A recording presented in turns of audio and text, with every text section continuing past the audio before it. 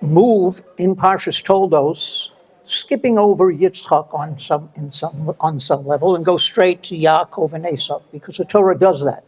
The Torah in Parshas Toldos focuses not on Yitzchak, but on Yaakov and Esau. There are very, very wonderful lessons we can learn from what the Torah does tell us about Yitzchak, but we'll leave that for another time. We're going to look at the very famous event, the event that we're all familiar with, where Yaakov deceives his father, apparently, in order to receive the bracha. If you take a look at the first page, let's set the stage. Setting the stage for this event is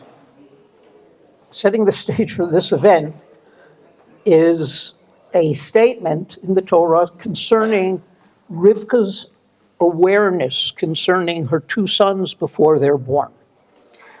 She's having twins, and the Torah tells us that they struggled in her womb. There are all sorts of explanations for that. And then the Torah says that she says, Lama ze anochi, what's going on here? I don't know why I'm having so much trouble. What's happening? Why am I in such pain? And the Torah says, Vatelech lidros es Hashem. She went to find out somehow from God, and there are all sorts, again, interpretations how she does that. And she is given the following prophecy. Take a look at the top of the page. Take a look at the second line. Vayomer lo Hashem lo, shnei goyim bevitnech, ushnei le'umim me'ayich yiparedu, ula'om mil'om yamotz, v'rav ya'avod sa'ir. Understand, Rivka, she's told, understand that there are not only two children in your womb, but two nations. Two nations. And these two nations, yiparedu, they will separate. They will not necessarily, they're not going to be fellow travelers. What? To put it, no, not going to be best friends, correct. To put it mildly. And ula'om lil'om ye'emotz, one will always be stronger, v'rav ya'avod sa'ir, and the older will serve the younger. So let's focus on that middle statement, ula'om mil'om ye'emotz. The rabbis say something very, very powerful that really is very appropriate for our time, as always. Gemara says the following, ula'om mil'om ye'emotz, one will always be more powerful. Looking at the second quote on your page, Kesari v'Yerushalayim, concerning Caesarea and Jerusalem. Im yomar lecha adam charvu shnehem al ta'amin. If somebody tells you that both of these cities are destroyed, don't believe it. Yashvu shtehem al ta'amin. If they are both flourishing and there are citizenry within them and they're functioning, don't believe them. Charva Kesari v'Yashva Yerushalayim. Caesarea, again, Caesarea in the Gemara's quote here is representing what? Rome, right? Caesarea, Charva Kesarva Yashva Yerushalayim. If Caesarea is destroyed and Yerushalayim is flourishing, you can believe that. And God forbid, Charva Yerushalayim v'Yashva Kesari ta'amin. If God forbid Yerushalayim is destroyed and Caesarea is flourishing, you can believe that. In a nutshell, what are the rabbis telling us? That these two very clear views of life and philosophy cannot coexist. We had that before. We had that with Lot, if you'll remember, where Lot tries to stay the nephew of Avram in Sodom, and we said they're irreconcilable positions. Here too, she's being told that they will be irreconcilable. And she's told V'rav Yavot Seir. She's also told that the younger will rule the older, or lord over the older. So she's already told this before the children are born, right? So she has this in her head. She knows that this is a prophecy that she's received, and it probably guides her subsequent actions as well. Go to the next statement. We're looking at the events or at the situations that set the stage for the major event we're going to look at. Vayehav Yitzchak es Esav ki tzayid b'fiv, v'Rivka oheves es Yaakov. Now I very carefully translated this. Yitzchak loved Esav because he gave him food. He'd eat of his game. And Rivka loves Yaakov. It doesn't say Rivka ohav. It says Rivka loves Yaakov. So along come the rabbis and they tell us, there's something powerful in this statement. What's the difference between Yitzchak's love and Rivka's love? Conditional or unconditional love? Correct. If it is davar, if it's talui on something, then it's not that strong. And Yitzchak is clearly favoring Esav because he provides for him. Rivka loves Yaakov. And that statement of Ohev es Yaakov, loves Yaakov, again is very powerful. It's a love that is not conditional, and not only is it a love that's not conditional, it's a love that what? Endures. It's constant. Next. Vayi ki zaken Yitzchak, vatecheno einov meros, vayikro es Esav beno hagadol, vayomer elav beni, vayomer elav hineni. It was as Yitzchak grew older, and he had trouble seeing. His eyes dimmed. And he called Esav, and he says, Esav, and Esav says, here I am. Now, what does it mean when we say that Yitzchak was blind? This very interesting question. Take a look at the next statement on your page. Basically, this is a famous medrash in Medrash Rabbah. And what it says is that when Yitzchak was tied onto the altar during Akedas Yitzchak, the angels cried. And the tears that the angels produced, what?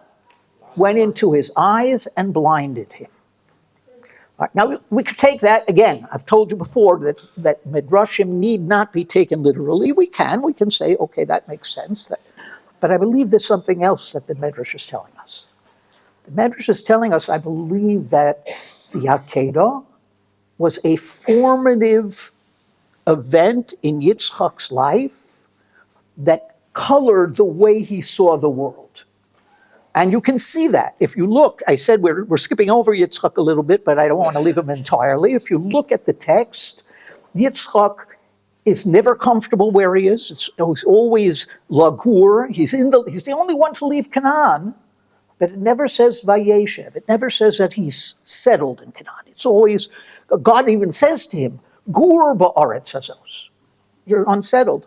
That gives rise to the tradition, by the way, that when we count the 400 years that the Haggadah refers to in terms of being subservient to a strange people, it begins, say Chazal, with Yitzchak.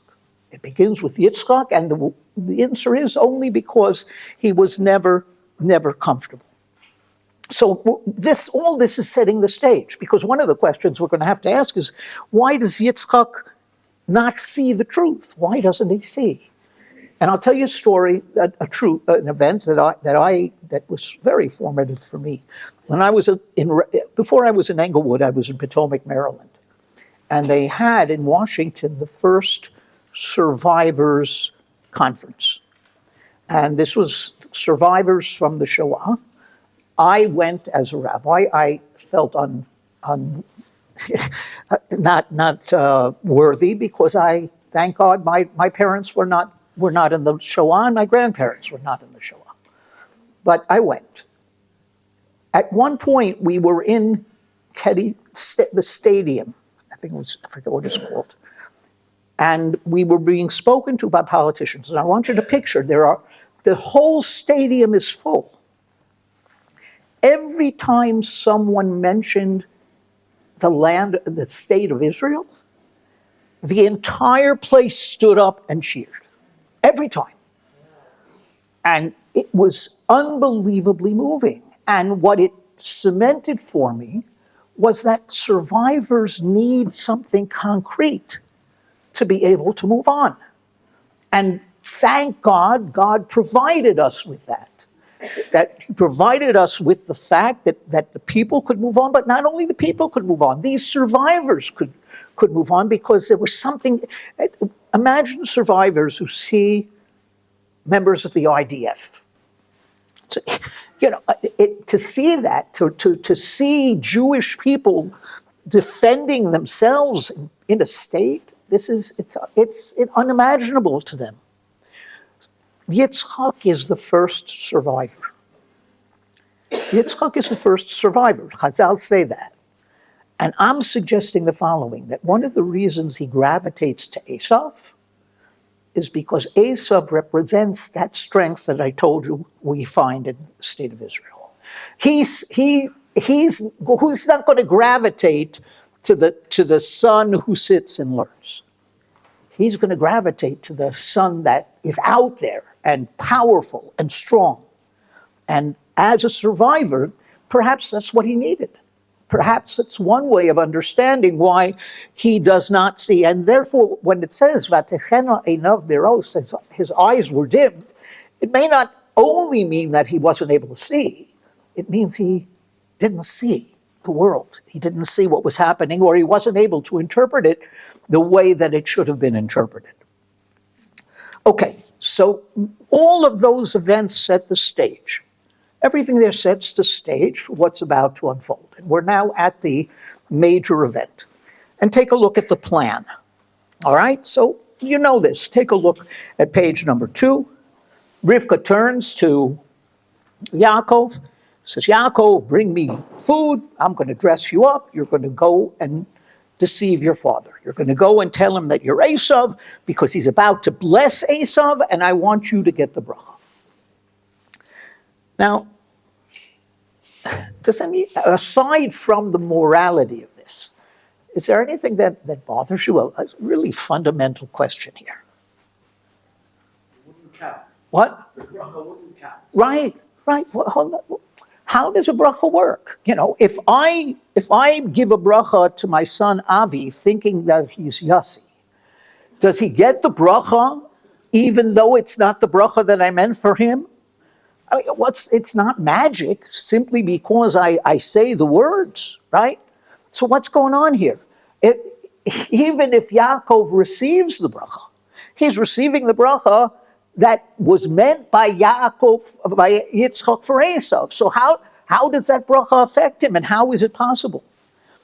And what is the power of a bracha when you think about it? Now that we're opening that door, that Pandora's box, hold on a minute. We say Misha Berachs for people who are sick. God is going to decide on the basis of whether they deserve to get better or not. What is my tefillah going to do? What do we believe about the power of a bracha? So an answer can be found at the bottom of page number 2. And the first words that HaKadosh Baruch Hu says to Avraham when he sends him on his journey. Among the things he says, V'heyeh bracha, you will be a blessing. And the rabbis say, if you turn the page to number 3,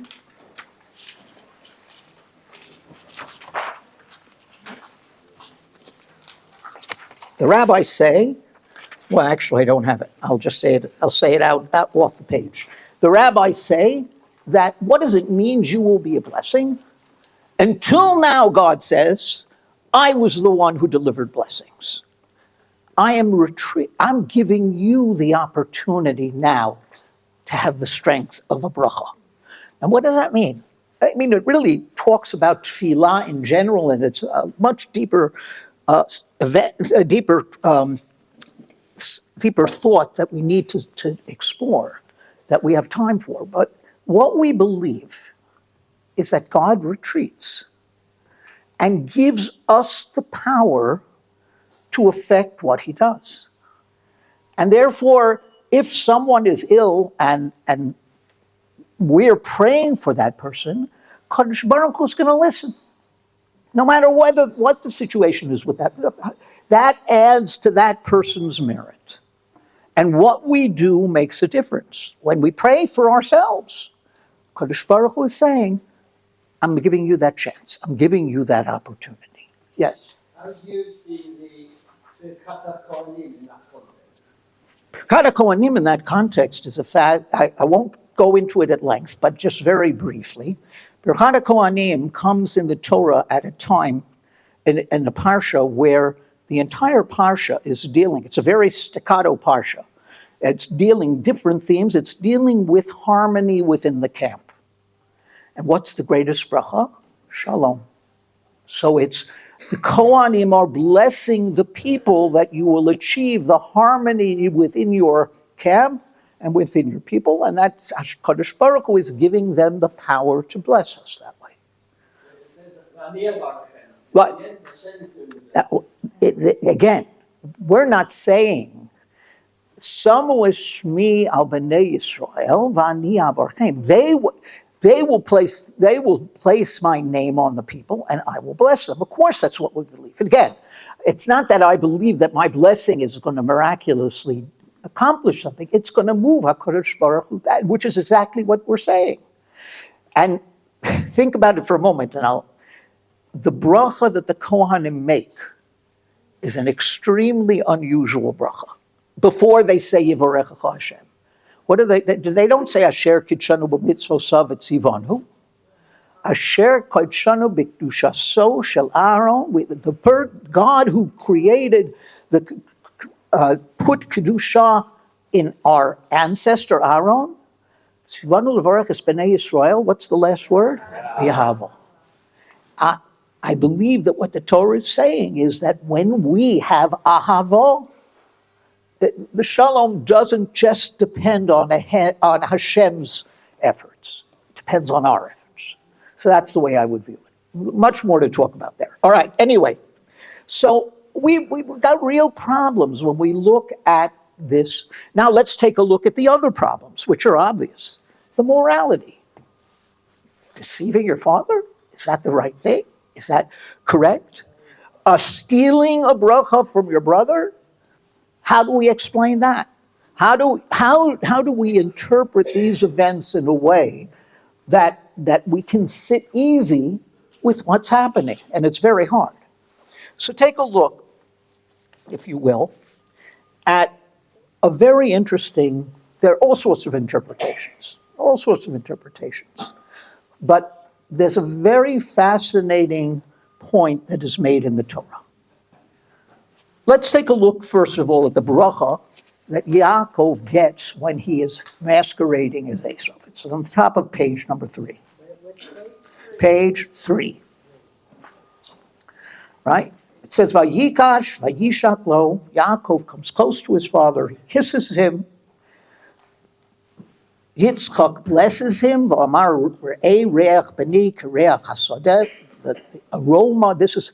Actually, the Chazal say this is part of the bracha, but it's also mirroring what I said before. You know, this is the son that's out in the field. This is the son that's doing things. This is a power. All right, next. And now look at the bracha in essence. Vayiten lecho, yes. In other words, the way I interpret this is evidently Yitzchak had doubts. In other words, he didn't give the bracha until he smelled it. In other words, he knew which thing it could be. By the end, he also, whether he's suspecting anything now, by the end of the event, he's certainly not sure, right? Because Hayodayim Yates Kol Yaakov, I don't understand. You're not talking like Esau.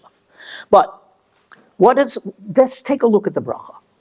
V'yiten l'cho Elokim vital hashamayim u'mishmanei haaretz v'rov dagan v'sirosh. May God give to you from the dew of the rain of the heavens, and from the fatness of the land, and much dragon v'sirosh, and much grain and produce. Yavdu amim, nations will serve you. V'yishtachavu l'cha b'nei imecha, and the children of your mother will bow down to you. Again, this is mirroring again that prophecy that Rivka received. Havei gevir liachecha v'yishtachavu l'cha b'nei imecha orarecha arur umavorecha baruch. Those who curse you will be cursed, and those who bless you will be blessed. Anything strike you about that bracha? It doesn't sound like a bracha that connects to Yaakov at all. Yeah, I wouldn't think it does. This is a bracha that is all material, physical wealth, right? In other words, is there any spiritual dimension to this bracha? I don't see it. Yes.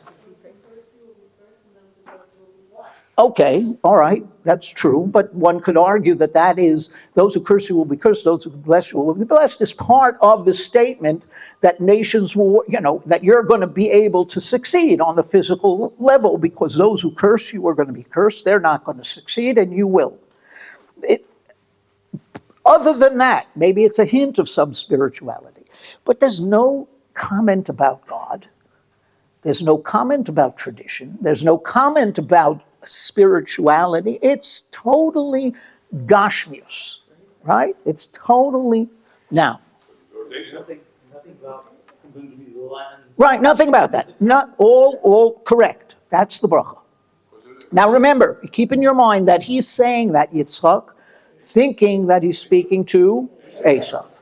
Now take a look at another bracha, which many people don't pay attention to. This is a bracha that Yitzchak gives to Yaakov when he knows it's Yaakov. All right, what is the scene? Rivka is afraid that Esav is going to kill Yaakov. She says, why should I lose both of my children? If he does that, I'll lose him. And she says, go to your father and tell him that you have to go back to Aram Naharaim to find a wife and to go away. Yitzchak blesses Yaakov before he embarks on that journey. Take a look at that bracha. Number 3, the second paragraph. Vayikra Yitzchak Yaakov vayivarech oso vayitzaveu, and he tells him, don't take a wife from the daughters of Canaan. Go back to Padan Aram, to the home of Shmuel, go but to the home of the father of your mother, etc. Pasuk Gimel and Daled. Ve'kel shakai yevorechoscha, v'yafrecha v'yarbecha. And God will bless you and make you plentiful and many. V'hayisa lekal hamim. You will be a great nation. V'yiten lecha es birchas Avraham, lecha ulezarecha itcha, and may he give you the blessing of Avram to you and to your progeny. L'rishtecha es eretz v'gurecha, to inherit, well, it's not really inherit, to acquire the land, asher nosan Elokim li'Avraham. Now that's a very different bracha. So there are those that suggest that we have the story all wrong. It's not that. I mean, the Torah tells us that Yaakov, that Yitzchak prefers Esav, but it doesn't tell us that was to the exclusion of Yaakov. Maybe he was a very good father on one level. He looked at his 2 children and he said, "Chanoch lanar al pi darko." I've got to teach and urge each child to reach the success in the area that they will succeed in. And therefore, if I'm talking to Esav, I'm going to give him what? I'm going to give him a bracha of physicality. I'm going to tell him to succeed. And if I'm talking to Yaakov, I will. And my concept is, the rabbis say, that the 2 of them will create a partnership. Esav is going to take care of Yaakov. It'll be fine. Yaakov's going to sit and learn, and Esav will take care of it. what does Rivka, why does she object? Because Yaakov needs to get both brachot for two reasons. Number one, because she says you can't make a partnership with Esau. That's not going to work. You can't trust that. And number two, you've got to succeed in both worlds. You have to not just sit in the tent and learn. You have to be able to succeed outside in the physical world. And therefore, I want you to get, now, as I said, this is very relevant for our arguments in our day here in Israel, whether or not I'm not going to get political now, but the fact is that she is basically saying, you must get both brachot. It's not enough that you're going to get the bracha that's appropriate for you. You have to get the physical bracha as well. Yes? You're assuming that Rivka knew what Yitzchak was going to do. We don't know that. And No, we don't. It's possible that Rivka thought that Yaakov was going to, that Yitzchak was going to give the bracha of Bechorah to Esau. Right. And the problem could have been a lack of communication. Wait, look, there's certainly an issue of a lack of communication here, Well, right? just from the text. Right, just from the text. Yeah, we don't know. But maybe upon hearing the bracha that she gave to Esau, I go further. I think that she knew.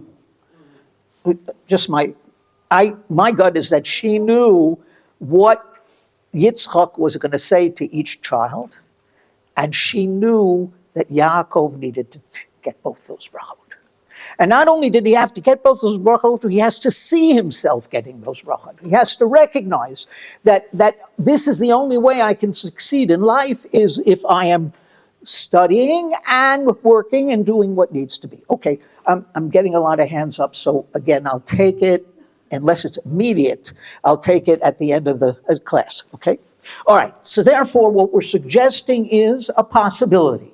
Possibility that it's not that Yitzchak doesn't like Yaakov, it's not that he only likes Esau, it's that he prefers Esau for a variety of reasons, but he knows his children. But he knows his children, he doesn't know what the children need. And Rivka is the one who sees that. And just remember that Rivka is the one who is able to see the world more clearly, and I have a theory about that if you read Torah Tidbits this month, that Avraham sends Eliezer back to where he came from, which is counterintuitive, because he wanted someone who takes the same journey that he took in the next generation. And that he looks at Yitzchak, he says, I was able to create this balance of ger v'toshav. I was able to define myself because I came from somewhere else. He's born here. Avram may not know. He's never going to leave. He's the only one of the patriarchs that's never going to leave. He's going to be friends with Yankel Kanani down the block. And how's he going to? I need someone who's going to see the world. And therefore he insists that Eliezer go back and bring someone to make the same journey that he made, so that that person would be able to see reality the way it needs to be seen. And of course, of the two, Rivka does. Okay, now let's go on, because there are other issues here. Let's go to the morality. All right, so that's a question that's very critical. In other words, even if we say that it's not that he's stealing the bracha, but he's getting both brachot, whatever, the way it's done is really problematic, isn't it? It's so we find that there are various different approaches as to how to buffer. I don't think we ever really answer that question, but we buffer its strength.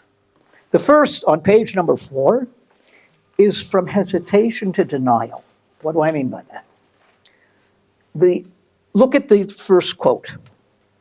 Yaakov turns to Rivka when she tells him, I want you to masquerade and go to your father. He says, Ulai yimusheni avi, perhaps my father will touch me and realize, and I'll be as a trickster in his eyes. Now there are two words, the commentaries point out, there are two words in the Torah for maybe. ulai, and pen. Pen always means they say something that you don't want to have happen. Ulai always means something that you do want to have happen. So those commentaries who say that suggest that this is Yaakov saying, I certainly hope my father figures this out. I don't want to go through with this. And the next sentence also tells us, it says, Vayelech, vayikach, vayove, li'imo. Look at all the verbs there. He went and he took and he brought. So whenever the Torah tells you a lot of verbs, it means one of two things. It's either the person's doing with alacrity, or he's doing it with hesitation. And therefore, that's the possibility. So that's one possibility. And what we're saying is that at least it buffers the problem a little bit by saying that Yaakov knows that this isn't correct and he's hoping he can get out of it. Next. Then you have the text itself. And here's an example of something I've told you before. There is a great debate between the commentaries and the rabbis across time. Can we find fault with the heroes of the Torah? And can the commentaries find fault? So there are two, at the opposite ends of the spectrum, there are two positions. One is, well, you can't. They were great, they're terrific, they're perfect, they did everything right. And there are those who say, no, they're learning. They're on a curve. This is step by step, we're learning things. And they made mistakes. And when you learn, you're going to make mistakes. How you see that debate colors the very next sentence. Take a look at page number 4, the third paragraph. Anochi, Yitzchak says to Yaakov, who are you? And what does he say? Anochi Esav b'chorecha. Wow, all right. I am Esav, your firstborn. So if you take that literally, it's a lie, right? And that creates very serious problems. Along comes Rashi quoting earlier sources, and he says, no, you're punctuating the text wrong. Anochi, I am who I am, and Esav is your firstborn.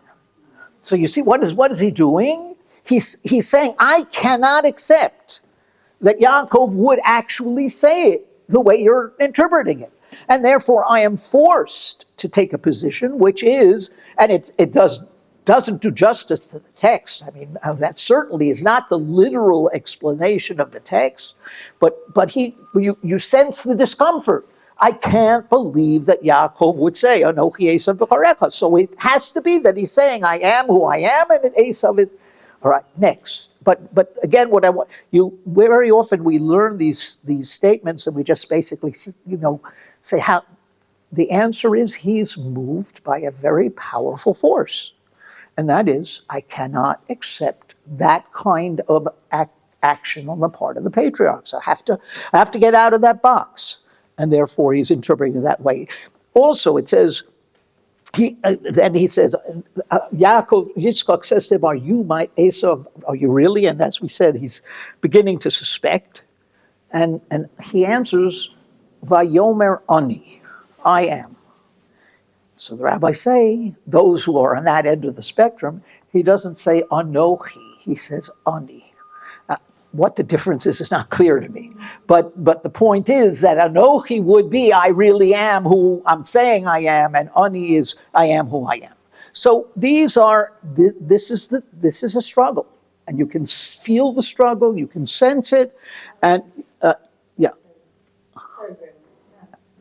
How is it, I'll be interested to know how is it in the trup? In the trup, in the punctuation, it's Anochi Esav b'chorecha. Yeah, no, this is very, very hard to accept that as a literal explanation of the text. But I'm trying to show you why Rashi and those before him have to do it, because they're on that end of the spectrum that says, I can't accept. All right, next. Other possibilities. All right, when we deal with the morality. legally, look at number 2 on the page. Legally, Yaakov's sale of the birthright synonymous with bracha, question mark. There's an event that happens before all of this, right?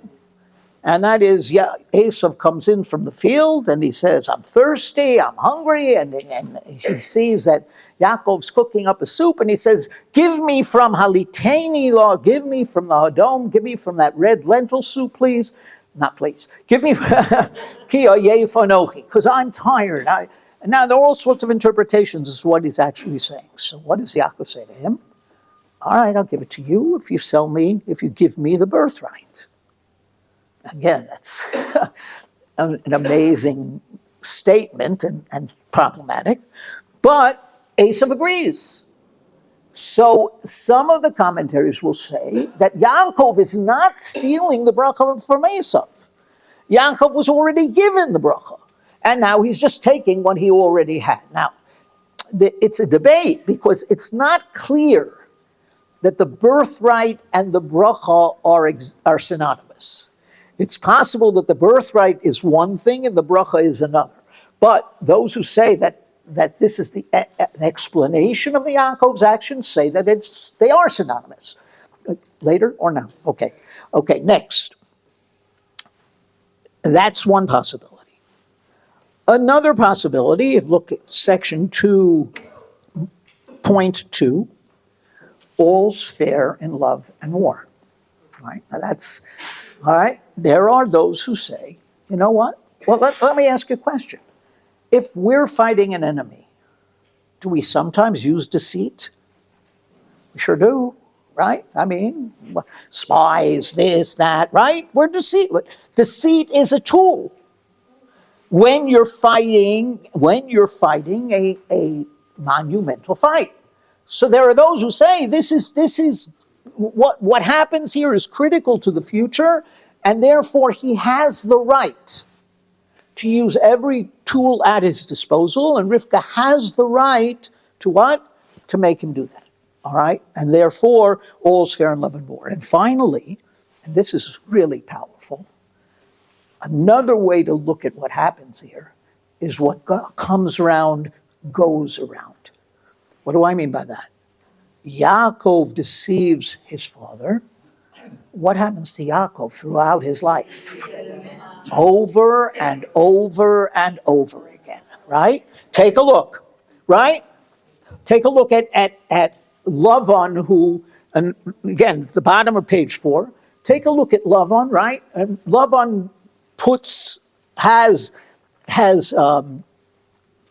Leah go and masquerade as Rachel when he is confronted by Yaakov, and Yaakov says to him, how could you do something like this? What's his answer? Lo yeyaseh chen b'mkomenu latei tatzi'ira lifnei habechira.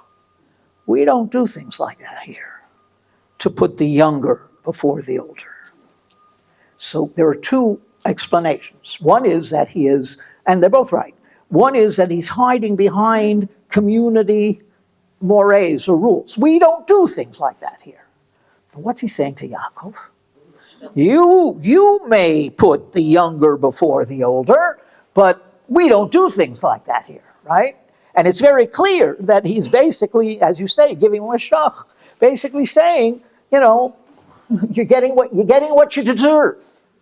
Let's go to the next, and this is a fascinating medrash. And this, again, the medrash sometimes, and we've encountered this before, the medrash sometimes imagines conversations that we don't have and fills in the blanks because the medrash is teaching us something. So what is happening here? The medrash asks a fundamental question. What did Yaakov say to Leah and Leah say to Yaakov when they woke up the next morning? Right? What was the first conversation of the newlyweds? Right? That's the question that the Medrash is asking. But and the Medrash, take a look, right? Take a look at Kol halayla asat Rachel. All through the night she made herself appear like Rachel. Kevan sha'amad baboker v'hinei le'elo. When he gets up and he rolls over and he sees, oh my God, it's not Rachel, it's Leah. What does he say? He says, Omar lo bas haramai lama ramisosi, daughter of a trickster, why have you deceived me? All right, so in other words, he's kind of upset, right? To which the Chazal say, what does Leah respond? Omar lo, right? Omar lo, viato, lama ramisa vicha. כשאמר זה בני עשיו, אתה בני עשיו, אמרת לו אנוכי.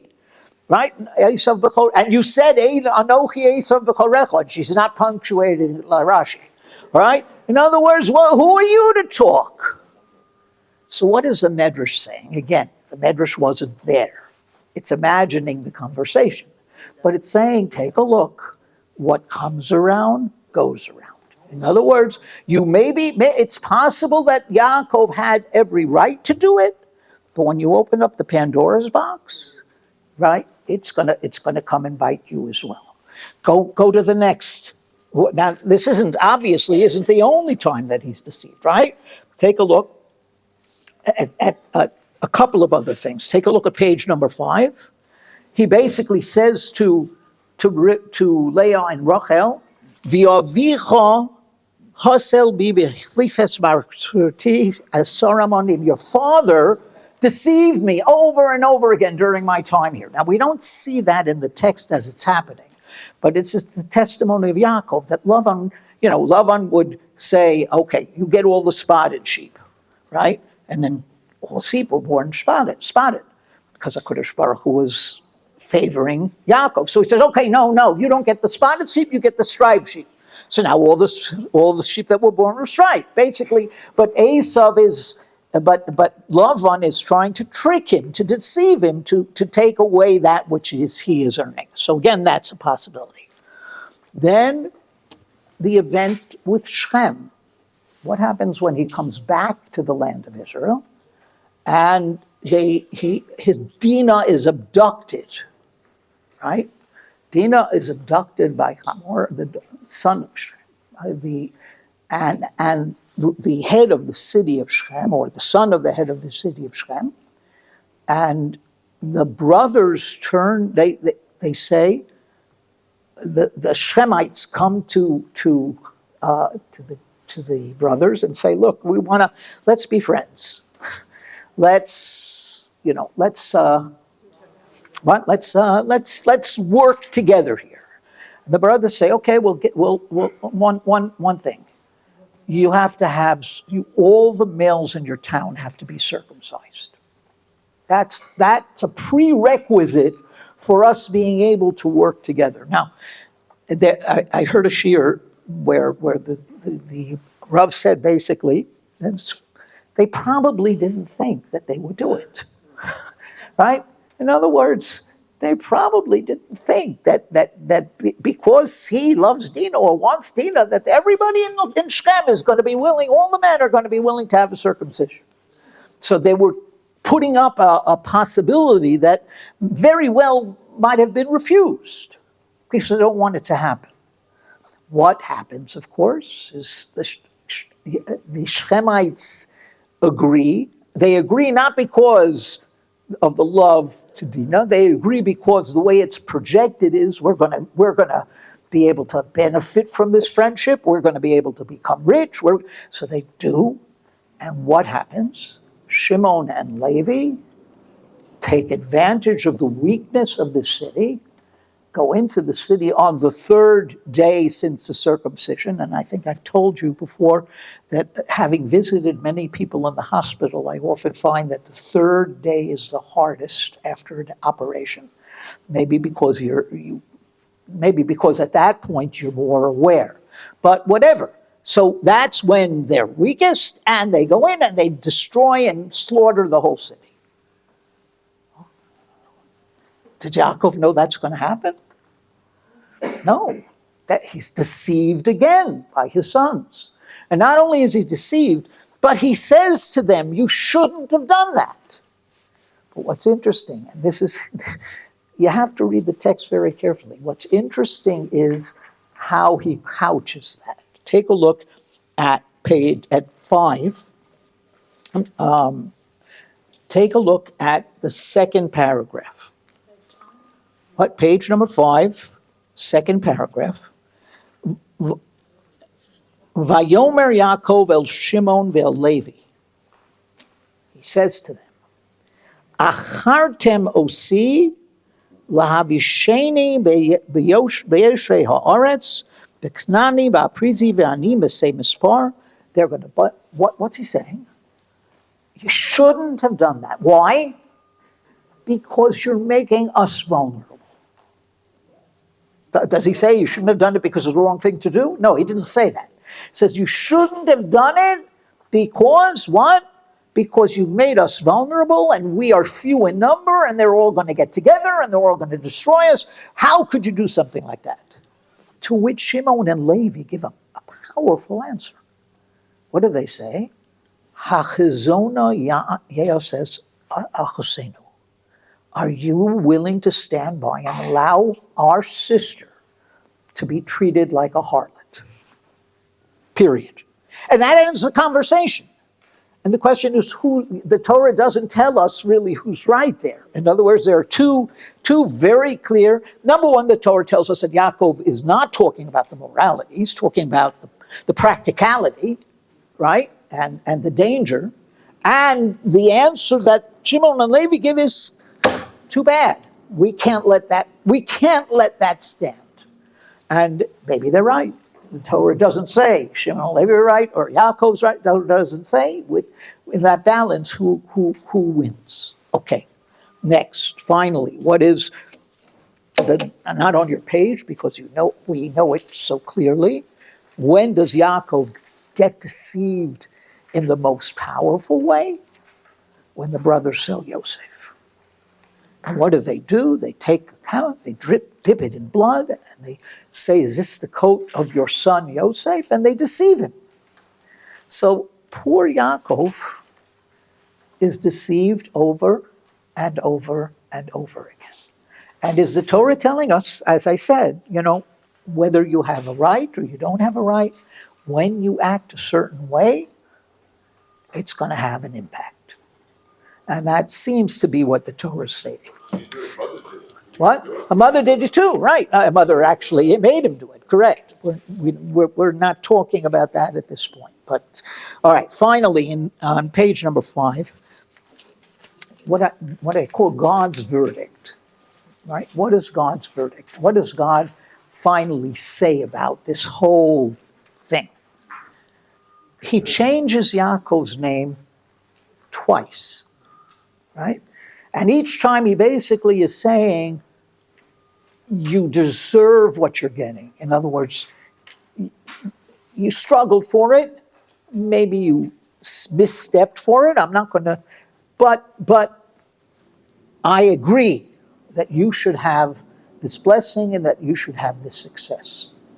And each of those times. Now, what's fascinating, I'm just going to give you a riddle. What changes twice in the Torah and doesn't seem to change at all? And that's Yaakov's name, right? Because he's called Yaakov, and then as soon as God calls him, you're going to be called Yisrael, then it's Psukim, he's Vayomer Yaakov.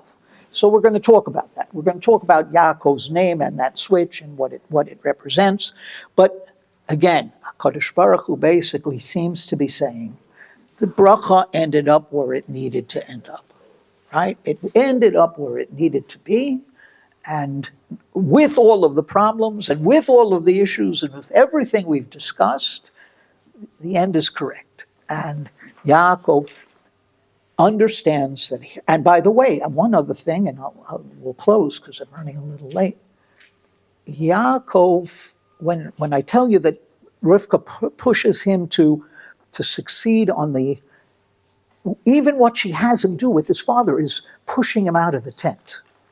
She's saying, you have to fight for that bracha. You have to act for it. And he ends up being a very successful merchant, owner of cattle, he becomes very successful because both brachot were necessary for his survival. Okay, we'll stop there. I'm willing to take any comments or questions, but unless the person